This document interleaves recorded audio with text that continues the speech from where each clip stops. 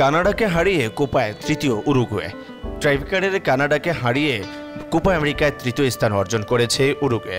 মূল সময়ের সমান গোলে শেষ হওয়ার পর ট্রাইব্রেকারে জয় পেয়েছে মার্সেলো বিয়েলসার শিষ্যরা। বাংলাদেশ সময়ে রোববার সকালে তৃতীয় স্থান নির্ধারণী ম্যাচে পেনাল্টি শুটআউটে ৪-৩ ব্যবধানে জিতে উরুগুয়ে। এর আগে মূল ম্যাচ শেষ হয় ২-২ সমতায়। এবারের কোপা আমেরিকায় বেশ চমক দেখিয়েছে কানাডা।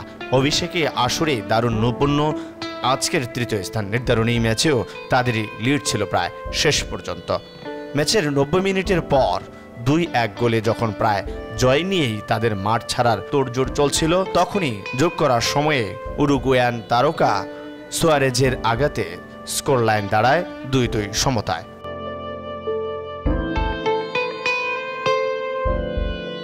তৃতীয় স্থানের জন্য লড়াই হলেও কোচদের কোচ খ্যাত বিয়েলসা উরুগুয়েকে শক্ত একাদশ নিয়ে মাঠে নামান। ম্যাচের মাত্র ৮ মিনিটেই উরুগুয়েকে লিড এনে দেন বেন্তাকুর। তবে সেই উল্লাস বেশিক্ষণ স্থায়ী হয়নি। ১৪ মিনিটেই কানাডার তরুণ ফুটবলার ইসমাইল কুনে দারুণ এক ফ্লিকে ১-১ সমতা টেনে বল জালে পাঠান। এরপর ম্যাচের ৭৯ মিনিট পর্যন্ত গোল ছাড়াই চলছে আক্রমণ পাল্টা আক্রমণ। ৮০তম মিনিটে আসে সেই সমতা ভাঙ্গা গোল। দলের বড় তারকা জোনাথন ডেভিডই একবার কানাডাকে লিড এনে দেন। মনে হচ্ছিল তৃতীয় স্থান বুঝি দখলে নিল উত্তর আমেরিকানরা। তবে সেটি আর সম্ভব হয়নি। রোমাঞ্চ কিছুটা বাকি রেখেছিল উরুগুয়ে। নির্ধারিত ৯০ মিনিটের খেলা শেষে যোগ করা সময়ের ৫ মিনিট চলছিল।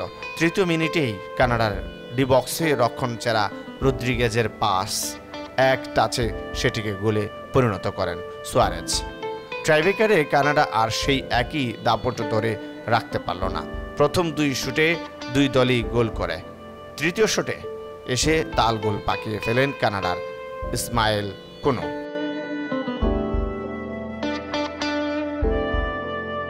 তবে বরাবরের মতো সফলতা দেখায় উরুগুয়ে। টানা ৪ শুটের সবগুলোতেই কানাডার জাল কাঁপায় তারা। পঞ্চম শুটে কানাডার ব্যর্থ হওয়ায় জয় নিশ্চিত হয় উরুগুয়ে।